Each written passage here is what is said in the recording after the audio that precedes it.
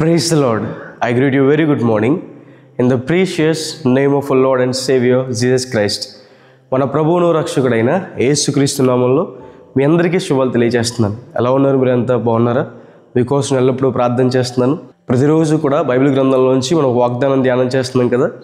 ఒక విశ్వాసికి దేవుని వాగ్దానాలే బలమని, బైబిల్లో 8000 వాగ్దానాలు ఉన్నాయని, ఆ వాగ్దానాలు అమూల్యమైనవి, అత్యధికములైనవని పెద్రి గారు చెప్తారు. దేవుడు తన వాగ్దానం మనకు ఎందుకు అనుగ్రహించారు? మనల్ని భ్రష్టత్వాన్ని తప్పించడానికి, దురాశలో పడిపోకుండా మనల్ని కాపాడడానికి, అలాగే ఆ వాగ్దానాలు మన పట్ల నెరవేర్చబడడానికని. దేవుని వాగ్దానాల మీద విశ్వాసం ఉంచండి, దానికి తగినట్టుగా నడుచుకోండి, దేవుడు మీ జీవితంలో గొప్ప కార్యాలు చేస్తారు అని. హల్లెలూయా. ఈరోజు వాగ్దానం కోసం అందరూ ఎదురు చూస్తున్నారు కదా. నిర్గమాకాండము 23వ అధ్యాయం 25వ వచనం, నీ దేవుడైన యెహోవానే సేవింపబలను, అప్పుడైనా నీ ఆహారమును పానమును దీవించును, నేను నీ మధ్య నుండి రోగమును తొలగించదను. హల్లెలూయా. సేవించడం అన్న మాటకు అర్థం ఏంటంటే ఒకరి దగ్గర నమ్మకంగా పనిచేయడం, వారు చెప్పినట్టు నడవడం, అనుసరించడం. బైబిల్ సెలవిస్తుంది, ఏ దాసుడు కూడా ఇద్దరు యజమానుల్ని సేవించలేడని. అయితే ఒకరిని ప్రేమిస్తాడు, ఇంకొకరిని ద్వేషిస్తాడు. అయితే ఒకరి మాటకు లోబడతాడు, ఇంకొకరి మాటను తృణీకరిస్తాడు.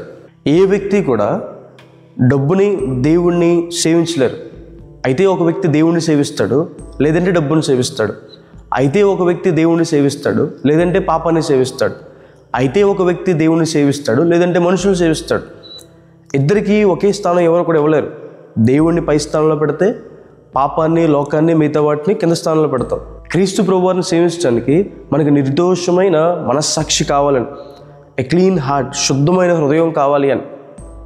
ఆయన సేవించడానికి మనకు కావాల్సింది డబ్బు, చదువు, అందము, కులము, ఇవన్నీ కాదు. ఆయన సేవించడానికి మనకు కావాల్సింది శుద్ధమైన హృదయం. అది కూడా ఆయనే మనకు దయచేస్తారు ఆయన దగ్గరికి వస్తే. దేవుణ్ణి ఎలా సేవించాలి? బైబిల్ సెలవిస్తుంది, భయభక్తులు కలిగి మనం దేవుని సేవించాలి. భయము భక్తి కలిగి మనం దేవుని సేవించాలి. గౌరవప్రదమైన భయభక్తులు కలిగి మనం ఉండాలి అని. ఆయన చూస్తున్నాడు, ఆయన వింటున్నాడు, ఆయన సమస్తము ఆయన స్వాధీనంలో ఉన్నాయి, ఆయన అధికారం కలిగిన వాడని మనం భయభక్తులు కలిగి దేవుని సేవించాలని. నిత్యము కూడా దేవుని సేవించాలని దేవుని వాక్యం సెలవిస్తుంది. కష్టాలు, శ్రమలు వచ్చినప్పుడు మాత్రమే ప్రార్థన చేయడం, వాక్యం చదవడం మాత్రమే కాదు, అన్నీ ఉన్నప్పుడు కూడా దేవుని సేవించాలని. కొంతమంది అన్నీ ఉన్నప్పుడు దేవుని సేవిస్తారు, కష్టాలు వచ్చినప్పుడు దేవుని సేవించడం మానేస్తారు. మనం అలా ఉండకూడదు. అన్ని పరిస్థితుల్లో మనం దేవుణ్ణి సేవించాలని. దేవుడు కొన్నిసార్లు అన్నీ ఇచ్చి మనల్ని పరీక్షిస్తారు, కొన్నిసార్లు అన్నీ తీసుకుని మనల్ని పరీక్షిస్తారు. అబ్రహాం గారికి దేవుడు అన్నీ ఇచ్చి పరీక్షించారని, యోబు గారికి దేవుడు అన్నీ తీసుకుని పరీక్షించారు. దానియేలు కోసం రాజు మాట్లాడుతూ ఇలా అంటారు, నువ్వు నిత్యము సేవిస్తున్న దేవుడు నిన్ను కాపాడా అని. దానియేలు దేవుడు నిత్యము సేవించాడని. దానియేలు బబులోను సామ్రాజ్యంలో ప్రధానమంత్రిగా ఉన్నప్పుడు దేవుని సేవించాడు. ప్రార్థన చేస్తే సింహభూమిలో వేసేస్తారు అన్నప్పుడు కూడా దేవుని సేవించాడు. కష్ట సమయంలో కూడా దానియేలు దేవుని సేవించాడు. నిత్యము సేవించాడు కాబట్టి దానియేలు కాపాడబడ్డాడని. దేవుణ్ణి ఆసక్తి కలిగి మనం సేవించాలని, ఆత్మీయ తీవ్రత గల వారమే మనం దేవుని సేవించాలని. ఈ లోకంలో చాలా వాటి మీద ఆసక్తి చూపిస్తాం, కొన్నిసార్లు వ్యర్థమైన వాటి మీద మనం ఆసక్తి చూపిస్తాం. అది దేవుని వాక్యం సెలవిస్తుంది, మనం సృష్టించిన దేవుని మీద, మనకు ప్రాణం పెట్టిన దేవుణ్ణి, ఆయన్ని సేవించడానికి మనం ఆసక్తి కలిగి సేవించాలి. పూర్ణ మనసుతో ఆయన మనం సేవించాలని. దేవుడు మన కొరకు చేసే ప్రతిదీ కూడా ఆసక్తి కలిగి చేస్తాడు కాబట్టి ఆయన ఆసక్తి కలిగి మన కొరకు ప్రాణం పెట్టాడు. వృద్ధి క్షేమాన్ని దేవుడు మనకు ఆసక్తి కలిగి ఇస్తాడని వాగ్దానం చేశాడు. ఆయన మన పట్ల ఆసక్తి కలిగి ఉన్నాడు కాబట్టి ఆయన్ని కూడా మనం ఆసక్తి కలిగి సేవించాలి అని. హల్లెలూయా. ఇప్పుడు దేవుణ్ణి అలా సేవిస్తే మనకు కలిగే మేలేంటి? ఆయన మనకున్న ఆహారాన్ని, పానీయాన్ని దీవిస్తాడని. మనకున్నది కొంచెమైనా లేదా ఎంతైనా దాని మీద దేవుని దీవెన ఉంటే మనకు ఆశీర్వాదకరం. దీవెన అది మనకి ఉపయోగపడుతుంది, అది మన అవసరాలు తీరుస్తుంది. మనం తృప్తి కలిగి సంతృప్తి కలిగి ఉంటాం. 5 రెట్లు 2 చేపలు ఉన్నాయి, అవి తీసుకువెళ్ళి ప్రభువు చేతిలో పెట్టారు. ప్రభువు వాటిని ఆశీర్వదించగానే బైబిల్ సెలవిస్తుంది కదా, అక్కడ వారంతా ఆకలి తీర్చబడిందని. 20,000 మంది వాటిని తృప్తిగా తిన్నారని, దాని తర్వాత 12 గంపలు ఎత్తారని. మీ దగ్గర కొంచెమే ఉన్నా దేవుని దీవెన ఆశీర్వాదం ఉంటే మీ అవసరం అంతా తీర్చబడుతుందని, మీరు తృప్తి కలిగి సంతృప్తి కలిగి ఉంటారని. బైబిల్లో సమూయేలు గారు అంటారు, పట్టుదల కలిగి మీరు ఆయన్ని సేవిస్తే దేవుడు ఫిలిష్తీయులపైన మీకు విజయాన్ని ఇస్తాడని.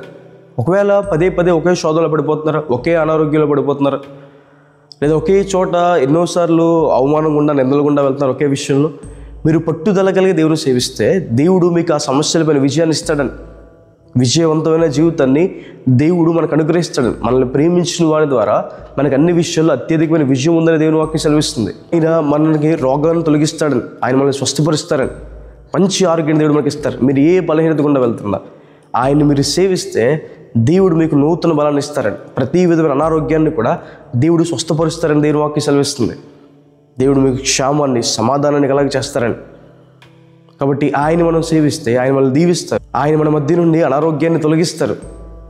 ఆయన విజయాన్ని ఇస్తారు. మీ చదువుల్లో కావచ్చు, జాబ్స్లో కావచ్చు, అన్ని విషయాల్లో కూడా దేవుడు మీకు విజయాన్ని ఇస్తారు. అలాగే ఆయన మీకు సమాధానాన్ని ఇస్తారు. కాబట్టి ఆయన్ని సేవించండి. ఆయన్ని సేవించినప్పుడు, ఆయన దగ్గర మనం నమ్మకంగా ఉన్నప్పుడు, ఆయన మాటల ప్రకారం మనం జీవించినప్పుడు గొప్ప ఆశీర్వాదం మనం చూస్తాము అని హల్లెలూయా. ప్రార్థన చేసుకుందాం. చూడండి. సర్వశక్తిమంతుడా, జీవం గల దేవేశయ్య ప్రభువా, మీకు వేలాది వేలాది వందనాలు యేసయ్యా.